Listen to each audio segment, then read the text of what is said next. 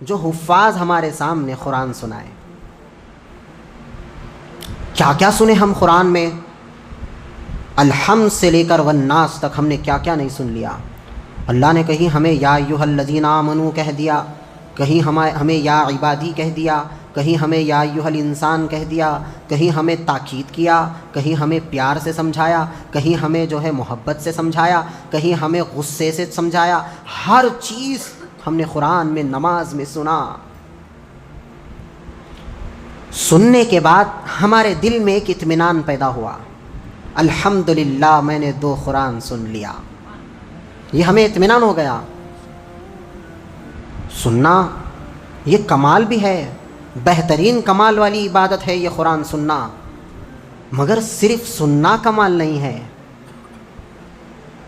کمال ہے سننا، مگر سننے کے ساتھ ساتھ اس کی جانکاری حاصل کرتے ہوئے اس پر عمل کرنا بھی ایک کمال ہے. اب ہمارا رسم ہے، یہ روزانہ کا ایک رسم بن گیا.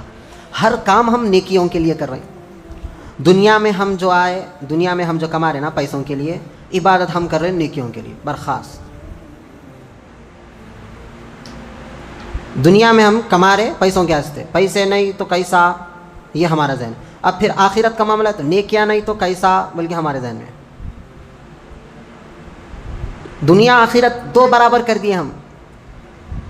دنیا کی نظر سے آخرت کو ہم دیکھ رہے ہیں، مگر آخرت کو دنیا کی نظر سے نہیں دیکھا جاتا.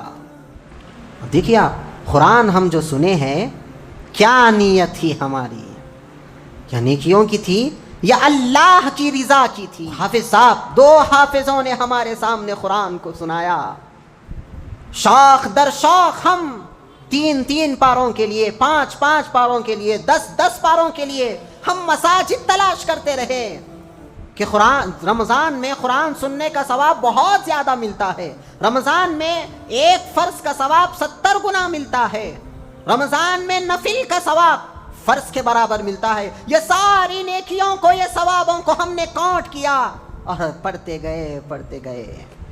کیا ہمیں کبھی خیال بھی آیا یہ ثواب، یہ نیکی دینے والا کون ہے؟ ثواب کی طرف ہماری نگاہ ہے، نیکی کی طرف ہماری نگاہ ہے، ثواب دینے والے کی طرف ہماری نگاہ ہے. مگر ہم نے قرآن کو کبھی سنا ہے کبھی غور سے کہ قرآن ہمیں کیا میسج دینا چاہتا ہے؟ قرآن میسج ہے، قرآن ایک پیغام ہے، قرآن اللہ کا ایک قانون ہے، قرآن اللہ کا ایک دستور ہے. ہم دستور کی حیثیت سے نہیں، قانون کی حیثیت سے نہیں، بلکہ ہم نیکیوں کی، ثواب کی حیثیت سے قرآن سنتے ہیں.